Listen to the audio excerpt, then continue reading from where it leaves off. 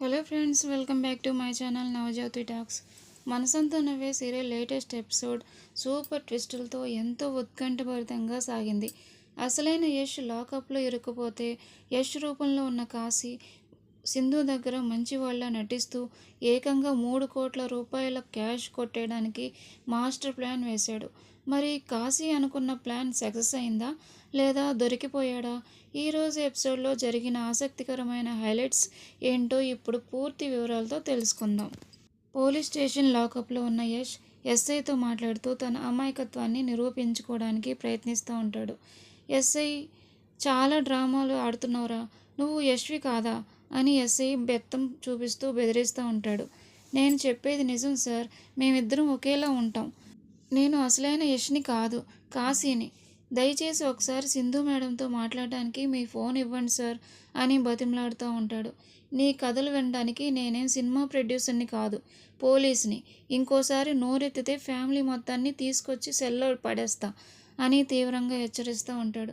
తర్వాత కానిస్టేబుల్ని పిలిచి అతన్ని కలవడానికి ఎవరిని అనుమతించొద్దని, బయట నుంచి క్యారేజీలు ఆహారం కూడా ఇవ్వడానికి వీల్లేదని కఠినంగా ఆదేశిస్తూ ఉంటాడు. సెల్లో ఉన్నది కాశీ అనుకొని యష్ కోసం క్యారేజ్లో భోజనం తీసుకొని సుబ్బు పోలీస్ స్టేషన్కి వస్తుంది. ఆమెను అడ్డుకున్న కానిస్టేబుల్ పై అధికారి ఆర్డర్ ప్రకారం ఎవరిని కలవడానికి కానీ క్యారేజ్ ఇవ్వడానికి కానీ పర్మిషన్ లేదని తేల్చి చెప్పేస్తూ ఉంటాడు. స్టేషన్ నుంచి వాడు పారిపోయి ఎస్ఐ సార్కే ఫోన్ చేసి పట్టుకోమని ఛాలెంజ్ చేశాడు. అందుకే సార్ చాలా కోపంగా ఉన్నారు అని కానిస్టేబుల్ అసలు విషయం వివరిస్తూ ఉంటాడు. ఆమె కనీసం బయట నుంచే చూసి వెళ్తానని బతిమాలిన కానిస్టేబుల్ ఒప్పుకోకపోవడంతో తీవ్ర నిరాశతో వెనుదిరుగుతూ ఉంటుంది. బయటకు వస్తూ ఏమైంది వీడికి, ఇప్పటికీ ఇలాంటి గొడవలే కొని తెచ్చుకుంటున్నాడు, వీడు ఎప్పటికీ మారడా అని బాధతో అసహనంతో గొణుక్కుంటూ ఉంటుంది. ఇంట్లో కూర్చొని కాఫీ తాగుతున్న మధు ఇటీవల యష్ ప్రవర్తనలో వచ్చిన విపరీతమైన మార్పులను తలుచుకుంటూ తీవ్ర గందరగోళానికి లోనవుతూ ఉంటుంది. ఒకరోజు పిచ్చిగా తాగడం, మరో రోజు విపరీతంగా తిండి తినడం, ఇంకోసారి అమ్మాయిలతో కలిసి చిందులేయడం వంటి చిత్ర విచిత్ర పనులు గుర్తు చేసుకుంటూ ఉంటుంది. ఇప్పుడు మళ్ళీ కొత్త అవతారంలో తనను సింధు అని పిలుస్తూ మాట్లాడడం చూసి అసలు ఇతనికి ఏమైంది, ఎందుకు రోజుకోలా ప్రవర్తిస్తున్నాడు అని తీవ్రంగా ఆలోచనలో పడుతూ ఉంటుంది. మరోవైపు యష్ పోలికలతో ఉన్న కాశీ బ్లూ షర్ట్ వేసుకొని కారులో సింధు ఇంటి గేటు ముందుకు చేరుకుంటూ ఉంటాడు. గేటు ముందు నిలబడి తన విలనిజం బయట పెడుతూ మోనోలాగ్ చెప్తా ఉంటాడు. నన్ను లాకప్లో పెట్టి ఇక్కడ నీ మొగుడిని తీసుకొచ్చి చక్రం తిప్పాలనుకున్నావా? ఇదిగో నీ మొగుడు కాశీగడు వచ్చాడు. నీ ఒరిజినల్ మొగుడేమో అక్కడ లాకప్లో ఉన్నాడు. ఇప్పుడు చూడు నా విశ్వరూపం. నేనే యష్ అని నమ్మించి అసలు ఏం జరిగిందో నీకు అర్థమయ్యేలోపే నీ దగ్గరున్న పైసలన్నీ గుంజుకొని పారిపోతా అంటూ Sindhu darling I am coming అని స్టైల్గా ఇంట్లోకి అడుగు పెడుతూ ఉంటాడు. ఇంట్లో మధు సోఫాలో కూర్చొని కాఫీ తాగుతుండగా కాశీ లోపలికి వచ్చి వెటకారంగా మాట్లాడడం మొదలు పెడతాడు. మధు కాఫీ తాగుతున్న విధానాన్ని చూసి రక్త పిశాచిలాగా జుర్రుకుంటా తాకు, గది రక్తం కాదు కాఫీ, సరిగ్గా తాగు అంటూ వెక్కిరిస్తూ ఉంటాడు. ఆ మాటలకు చిరాకు పడిన మధు కళ్ళతోనే కోపంగా చూస్తుంది. ఆ తర్వాత కాశీ నా సింధు డార్లింగ్ ఎక్కడా అని అనగా సింధు విసుగ్గా గదిలో ఉంది అని చెప్తూ ఉంటుంది. కాశీ వెంటనే సరే నువ్వు కానివ్వు అంటూ పైకి మెట్లెక్కి గదిలోకి వైపు వెళ్తాడు. కాశీ వెళ్ళిన తర్వాత మధు తీవ్రంగా ఆలోచనలో పడుతుంది. నిన్నటి వరకు చాలా సాఫ్ట్గా ఉన్నాడు, ఇప్పుడేంటి ఇలా బిహేవ్ చేస్తున్నాడు, వీడికి దెయ్యం గట్రా ఏమైనా పట్టిందా, రోజుకోలా ప్రవర్తిస్తున్నాడు అని అనుమానపడుతూ ఉంటుంది. కాశీ నడుచుకుంటూ సింధు గది ముందుకు వెళ్ళేసరికి ఆమె గుమ్మం దగ్గర నిలబడి ఆలోచిస్తూ ఉంటుంది. గతంలో యష్ తనపై కోప్పడి వెళ్ళిపోయిన క్షణాలను మళ్ళీ అబద్ధాలు చెప్పినా నా మీద ఉన్న గౌరవాన్ని పోగొట్టుకోకండి, అసలు మీరు ఇలా చేస్తే నేనెవరిని నమ్మాలి అన్న మాటలను తలుచుకుంటూ బాధపడుతూ ఉంటుంది. అదే సమయంలో కాశీ అక్కడికి వచ్చి తలుపు సపోర్ట్ తీసుకుంటూ స్టైల్గా నిలబడతాడు. కాశీని చూసి నిజమైన యష్ అనుకుని సింధు ఎమోషనల్ అవుతుంది. యష్, నువ్వు వచ్చావా, నిజంగా వచ్చావా? నువ్వు రావాలనే కోరుకున్నాను, నిన్ను చాలా తప్పుగా అర్థం చేసుకున్నాను, ఒక్కసారి నా మాట విను, నేను నీతో ఎలాంటి అబద్ధం చెప్పలేదు అని కన్నీళ్లతో వేడుకుంటుంది. సింధు తనను యష్ అని పిలవడం చూసి కాశీ మనసులో నవ్వుకుంటూ మన్కి కిరికిరి, అంటే నీ మొగుడికి మొత్తం నిజం చెప్పేశావా సింధు అని వెల్నీగా అనుకుంటా ఉంటాడు. బయటికి మాత్రం చాలా మంచివాళ్ళ నటిస్తూ, పర్వాలేదు మేడం, మీరు నాకు ఏ వివరణ ఇవ్వక్కర్లేదు. నేను మిమ్మల్ని నమ్మాను కాబట్టే వెనక్కి తిరిగి వచ్చాను. మీ కన్నీళ్లు నన్ను నిద్రపోనివ్వలేదు.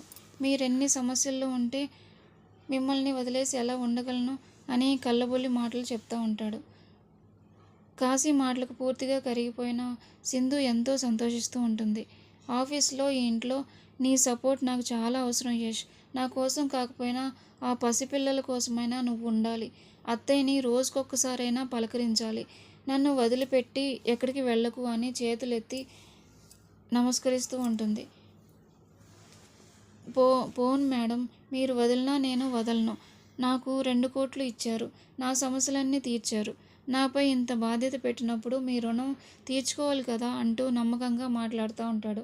కాశీ మాటలను పూర్తిగా నమ్మిన సింధు ముఖంలో చిరునవ్వుతో, చాలా థ్యాంక్స్ యష్, సరే పద ఆఫీస్కి వెళ్దాం అంటూ అతన్ని వెంటబెట్టుకొని బయలుదేరుతుంది. సింధుతో కలిసి కాశీ ఆఫీస్కు బయలుదేరుతుండగా హాల్లో పేపర్ చదువుతున్న మధు వాళ్ళని చూసి లేచి నిలబడుతుంది. యష్ని సింధు మేడం అని పిలవడం, ఇద్దరూ ఒకరికొకరు విపరీతమైన మర్యాదలు ఇచ్చుకోవడం చూసి మధు ఆశ్చర్యపోతుంది. యష్ ఎందుకు నిన్ను మేడం అని పిలుస్తున్నాడు? మీరిద్దరి ప్రవర్తన ఏంటి? అసలు ఏం జరుగుతుంది అని నిలదీస్తూ ఉంటుంది. కాశీ వెంటనే అందుకొని, మొగుడు పిల్లల మధ్య 1,00,000 విషయాలు జరుగుతూ ఉంటాయి. మధ్యలో నీకెందుకు మధు అని నేను మేడం అంటాను, తన్ని నేను మేడం అంటాను, డార్లింగ్ అంటాను, సింధు అంటాను. నా మూడికి తగ్గట్టు పిలుస్తా. నువ్వు వెళ్ళి నీ పని చూసుకో అని అదిలిస్తూ ఉంటాడు. సింధు తను చాలా ఖాళీగా ఉన్నట్టుంది, ఇంట్లో 4 పనులు అప్పగించు, బుర్ర సరిగ్గా పనిచేస్తుందని ఎగతాళి చేసి సింధుతో కలిసి బయలుదేరతాడు. పక్కకు రాగానే కాశీ సింధుతో, సారీ మేడం, ఆమెకు అనుమానం రాకుండా ఉండడానికి మిమ్మల్ని పేరు పెట్టి పిలిచాను అనగానే సింధు చిరునవ్వుతో, పర్వాలేదు యష్, నువ్వు నన్ను పేరు పెట్టి పిలిస్తేనే నాకు ఇష్టం అని చెప్తూ ఉంటుంది. ఇద్దరు ఆఫీస్కు చేరుకోగానే కాశీ దర్జాగా వెళ్ళి బాస్ రివాల్వింగ్ చైర్లో కూర్చుంటాడు. అక్కడికి అకౌంటెంట్ రావు గారు వచ్చి గుడ్ మార్నింగ్ చెప్తూ ఉంటారు. సింధు రావు గారిని పిలిచి, మనం తెచ్చిన ఫైనాన్స్ అమౌంట్లో ఇంకా ఎంత మిగిలింది, ఎక్కడెక్కడ ఖర్చు చేశారు అని అడుగుతూ ఉంటే, మీరు చెప్పినట్లే vendors, workers, suppliers pending payments clear చేశాం. నెక్స్ట్ ఫేజ్ కోసం అడ్వాన్స్ కూడా ఇచ్చేసాం. ఇప్పుడు మన దగ్గర ఇంకా 3 కోట్ల రూపాయల లిక్విడ్ క్యాష్ మిగిలి ఉంది. యశ్ సార్ చెప్పినట్టే ఆ డబ్బును బ్యాంకులో డిపాజిట్ చేయకుండా మన అవసరాల కోసం ఆఫీస్లోనే ఉంచాం అని రావు గారు వివరిస్తూ ఉంటారు. ఆ లెక్కలు విన్న కాశీ లోపల షాక్ అవుతూ వెల్నీగా ఆలోచిస్తూ ఉంటాడు. మనకి కిరికిరి వారం కూడా కాలేదు, అప్పుడే 45 కోట్లు స్వాహా చేసేసారా? నాకంటే ఎక్కువ ఖర్చు పెడుతున్నారుగా, మంచినీళ్ళలో ఇంత దారుణంగా ఖర్చు పెడుతున్నారేంటి అని తన మనసులో ఆశ్చర్యపోతూ ఉంటాడు. సింధు మాట్లాడుతూ, డబ్బు గురించి మనం ఆలోచించొద్దు, అవసరమైతే ఇంకో 50 కోట్లు ఫైనాన్స్ తెచ్చుకుందాం. చెప్పిన సమయానికంటే ముందే ఇన్వెస్టర్లకు ఇల్లు కట్టించి ఇవ్వడం, వాళ్ళ కళ్ళల్లో సంతృప్తి చూడటమే మనకు ముఖ్యం అని చెప్తూ ఉంటుంది. వర్క్ చాలా సాఫ్ట్గా జరిగిపోతుందని, సప్లయర్స్ ఆన్ టైం డెలివరీ ఇస్తున్నారని మేనేజర్ చెప్పడంతో సింధు సంతోషిస్తూ ఉంటుంది.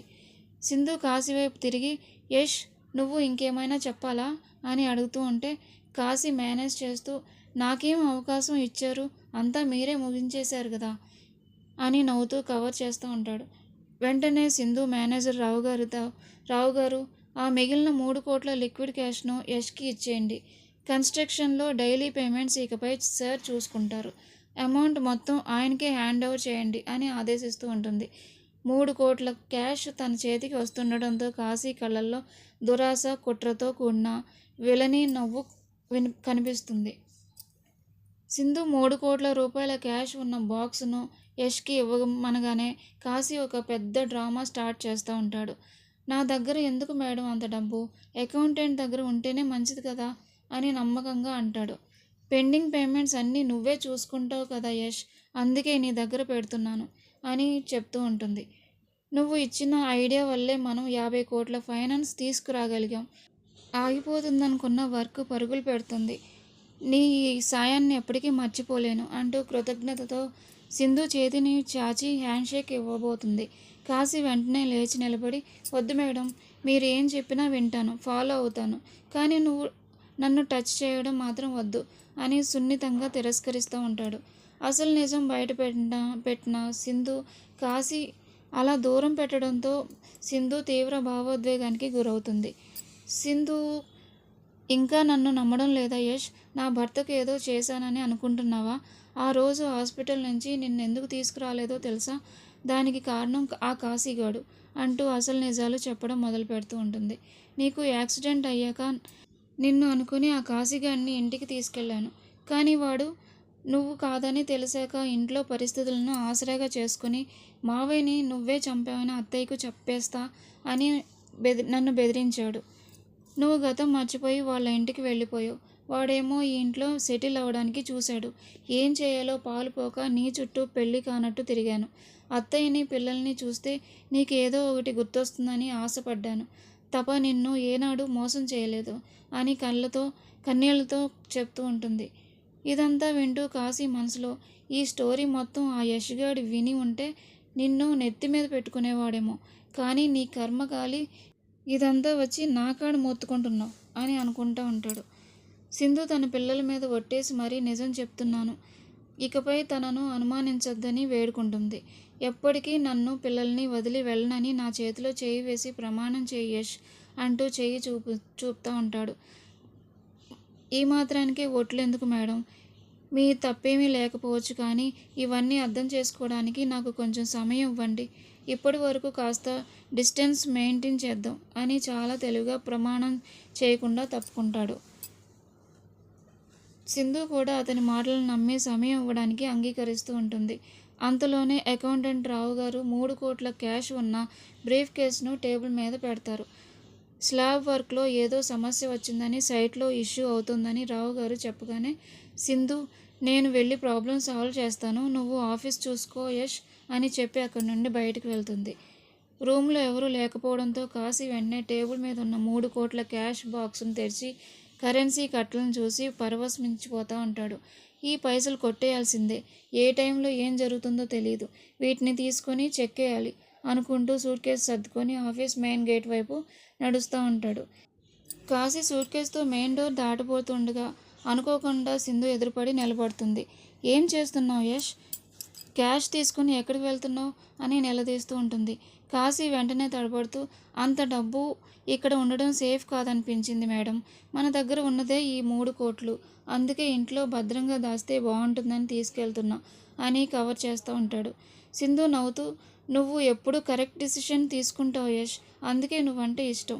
సైట్కి నువ్వు కూడా వస్తే బాగుంటుందని వచ్చాను. ముందు సైట్ పని చూసి తర్వాత డబ్బులు ఇంట్లో పెడదాం. ఆ సూట్ కేసు ఇవ్వు అంటూ కాశీ చేతిలోని 3 కోట్ల సూట్ కేసును సింధు తన చేతిలోకి తీసుకుంటుంది. చేతికి అందిన 3 కోట్ల రూపాయల డబ్బు చేజారిపోవడంతో కాశీ సచ్చినంబా చి అనుకుంటూ లోపల లబోదిబోమంటూ ఉంటాడు. చూశారు కదా ఫ్రెండ్స్, మనసంతా నువ్వే సీరియల్లో 3 కోట్ల రూపాయలతో చెక్కేయాలనుకున్న కాశీ ప్లాన్కు చివరి నిమిషంలో ఎంట్రీతో గండిపడింది. మరి నెక్స్ట్ ఆ డబ్బును చూసి మధు, కాశీలు ఏం చేయబోతున్నారు? మీ అభిప్రాయాన్ని తప్పకుండా కింద కామెంట్ రూపంలో అయితే తెలియజేయండి. ఈ రివ్యూ వీడియో మీకు నచ్చినట్లయితే ప్లీజ్ లైక్ చేసి మీ ఫ్రెండ్స్ అండ్ ఫ్యామిలీకి షేర్ చేయండి. ముఖ్యంగా మన ఛానల్ మీకు ఎప్పటికప్పుడు లేటెస్ట్ సీరియల్ అప్డేట్స్ ఎంతో కష్టపడి అందిస్తున్నందుకు ప్లీజ్ సబ్స్క్రైబ్ చేయడం మాత్రం అస్సలు మర్చిపోకండి. Thank you for watching Navajyothi talk.